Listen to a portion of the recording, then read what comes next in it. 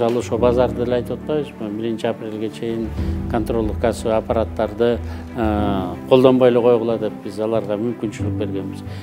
Керек болсо аны кийин дагы жылдырууга биз мүмкүнчүлүктөрүн дагы карайбыз. Бирок азыр ушу 1 жылдын ичинде эмне жумуш жасалды, аны да барып көрүшүм керек да. Мен ошо базардын баарын кыдырып чыккам, жарым жыл, 1 жыл болуп калды. Анан ошондой сүйлөшкөнбүз базарлардын ээлери менен, ошол жакта иштеп аткан биздин ишкерлер менен. Силер ушу товарыңарды кимден алып атасыңар, мага айткылачы, бай болгурлар. Андан башка силерден эч экени сурабайбыз деп атабыз. Азыр мына электронный товаротранспортный накладной менен бизде болгону бир 400гө жакын компаниялар бар. Чоң-чоң товарларды алып келишет да.